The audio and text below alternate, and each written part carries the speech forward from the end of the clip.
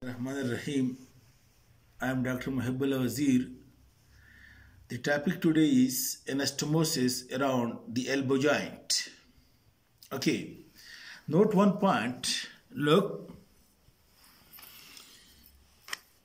this is arch of aorta, and this is the subclavian artery. Subclavian artery, look, originate from the arch of aorta on the left side and from brachiocephalic trunk on the right side.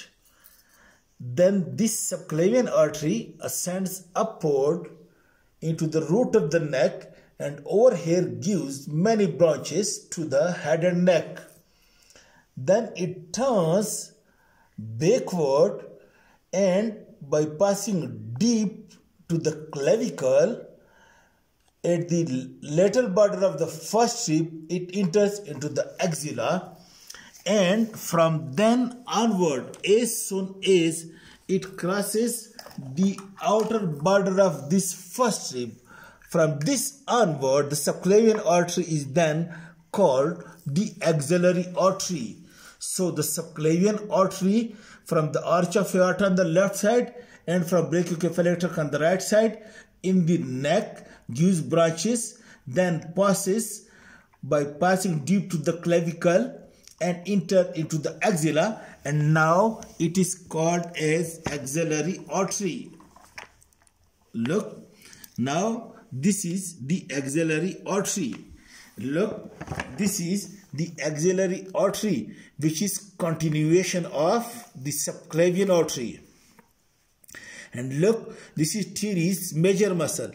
Then this axillary artery, as soon as it crosses the lower border of the teres major, then it is called as brachial artery. And then this brachial artery enters into the cubital fossa. And when it enters into the cubital fossa, it divides into its two terminal branches. On the radial side, the radial artery, and on the ulnar side, the ulnar artery. These are two terminal branches of the brachial artery. So in this way, subclavian artery, axillary artery, brachial artery, this is continuous one artery, but in each region it is being given its own name. The subclavian artery, in this cervical region, it gives many branches. Then the axillary artery in the axilla gives many branches. And then the brachial artery gives many branches, and then ultimately divides into ulnar and radial artery. Okay, this you can see. Look, these are the branches of the subclavian artery in the cervical region, and these are the branches of the axillary artery in the axillary region, and then the branches of the brachial artery. Now, you look over here. Look, this is the cubital fossa, and look, this is the medial epicondyle of the humerus, and this is the lateral epicondyle of the humerus. Over here is the brachial artery, this one, and look, from the brachial artery, one artery originates over here, which follows the ulnar nerve, and this ulnar nerve and this artery, superior ulnar collateral artery, that is the branch from the brachial artery which follows the ulnar nerve. That's why superior ulnar collateral artery. It comes over here, and both the ulnar nerve and superior ulnar collateral artery, it passes behind the medial epicondyle lying in this groove. So this is superior ulnar collateral artery. Lower down, from the brachial artery, another branch comes over here. This is the inferior ulnar collateral artery, which also originates from the brachial artery, but it passes anterior to the medial epicondyle. In this way, two arteries. This one is the inferior ulnar collateral, and this one is the superior ulnar collateral. One anterior to the medial epicondyle and one posterior to the medial epicondyle. You can see both are branches of brachial artery. Then at the highest level, Over here, one big branch originates from the brachial artery that passes along with the radial nerve to the posterior side. And then it comes over here again on the anterior side. This artery is profunda brachii. This is profunda brachii artery which passes along with the radial nerve in the radial groove posteriorly and then comes again anteriorly over here. You can see this is profunda brachii artery. This profunda brachii artery also gives two branches. One branch comes over here along with the radial nerve on the anterior side of the lateral epicondyle. This one is called as radial collateral branch of profunda brachii, or also called as anterior descending. And another branch passes behind the lateral epicondyle, that is called as middle collateral, or also called as posterior descending. In this way, four branches are coming from above on the middle side. Two branches of the brachial artery, that is the superior ulnar collateral and by passing posterior to the middle epicondyle, and the inferior collateral passing anterior to the middle epicondyle. And on the lateral side, two branches from the profunda brachii artery, that is number one, the radial collateral or anterior descending, anterior, and the middle collateral or posterior descending by passing posterior to the lateral epicondyle. Now look, then you know the brachial artery divides into two, the radial artery and the ulnar artery. Look this one. This is the radial artery and this is the ulnar artery. And you can see on the lateral side, anterior to the middle epicondyle, this is the radial nerve and this is the radial collateral or anterior descending artery. On the lateral epicondyle, over here, on the front of lateral epicondyle, radial collateral artery branch of profunda brachii and radial nerve, and you can see one branch from the radial artery, radial recurrent artery. Radial recurrent artery ascends upward and anastomoses in front of the lateral epicondyle with the radial collateral branch of the profunda brachii artery, and this radial recurrent artery is a branch of radial artery. Okay, while on the medial side, look again, on the medial side, this is the inferior collateral artery which lies anterior to the middle epicondyle. From ulnar artery, one branch ascends upward, anterior ulnar recurrent,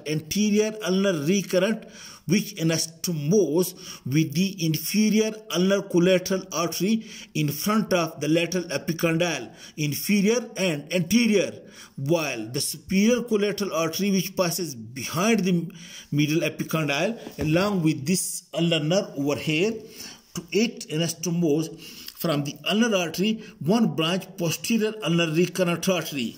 In this way, on the medial side, superior ulnar collateral and inferior ulnar collateral branches of brachial artery anastomose with the anterior ulnar recurrent and posterior ulnar recurrent branches of the ulnar artery, while on the lateral side,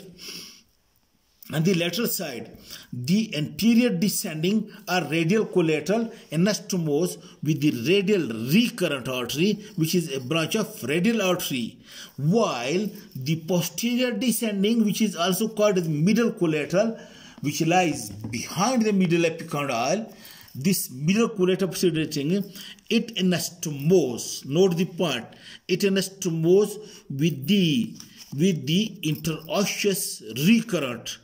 This interosseous recurrent is a branch of posterior interosseous artery. Posterior interosseous artery is a branch of common interosseous artery, and common interosseous artery is a branch of ulnar artery. In this way, common interosseous branch of ulnar, posterior interosseous a branch of common interosseous recurrent a branch of posterior interosseous anastomose with the posterior descending, which is a branch of the profunda brachii. This posterior interosseous recurrent and the posterior descending, these two anastomose with one another, as well as it anastomose over here with the inferior ulnar collateral artery as well.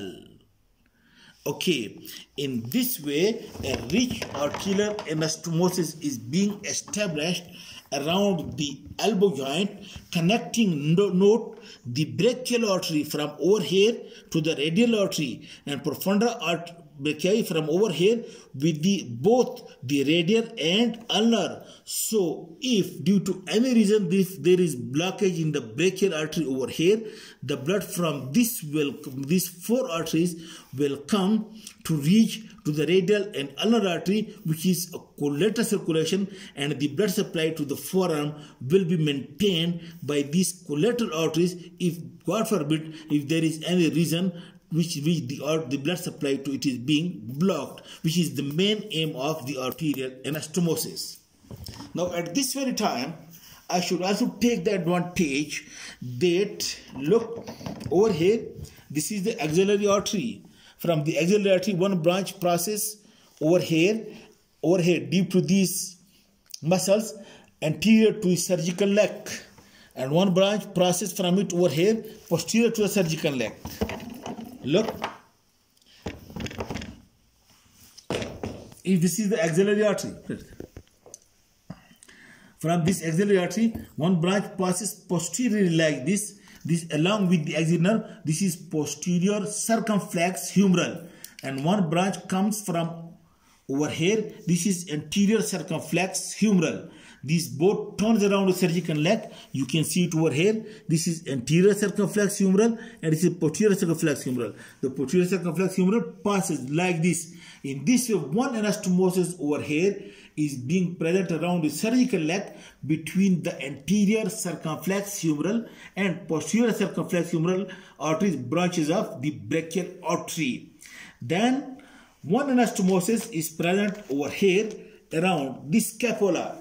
Look, you see over here, look, this is the dorsum of the scapula. At the dorsum of the scapula, look, one branch comes along the medial border. Look, this one. This is the descending branch of the transverse cervical artery. This is the descending branch of the transverse cervical artery, which is actually a branch of the first part of the subclavian artery. This is subclavian artery and this is axillary artery. So a branch from the first branch of subclavian artery which gives another branch, deep branch of the transverse cervical artery that runs along the medial border of the scapula, supplies these muscles and ultimately enters into the dorsum of the scapula. Another branch from the subclavian artery, it passes over here. Look, you know already there is a transverse scapular ligament and one artery passes superficial to the transverse scapular ligament and the suprascapular nerve passes deep. Suprascapular artery, which is a branch of the subclavian artery, and suprascapular nerve, which is a branch of the brachial plexus, both passes, one above the bridge and one below the bridge. And people usually say Army above the bridge and Navy below the bridge. That is the suprascapular artery above the transverse cervical ligament, transverse scapular ligament, and the suprascapular nerve below the transverse scapular ligament enters into the supraspinatus fossa. This suprascapular artery supplies this muscle and then passes this spinoglenoid notch to enter into the infraspinatus fossa. So two arteries, one coming over here, deep branch of transverse cervical artery from the subclavian, and suprascapular artery also from the subclavian. But note it over here, from the third part of the axillary artery, look, this is the third part of the axillary artery. One artery passes over here, turns around the lateral border of the scapula and comes over here onto the dorsum like this, coming from over here and turns. That is called as the circumflex scapular artery, which is a branch of third part of the axillary artery. In this way, look, circumflex scapular artery, the suprascapular artery, and deep branch of transverse cervical artery. This is three arteries anastomosed on the back of the scapula, connecting the first part of the subclavian artery with the third part of the axillary artery. So if there is blockage anywhere, the blood from these arteries, that is the suprascapular and transversocervical artery, will come to the circumflex scapular, and from the circumflex scapular the blood will come to the axillary artery, and then it will go forward. In this way the blood supply will be maintained. This is scapular anastomosis over here. Okay, thank you very much.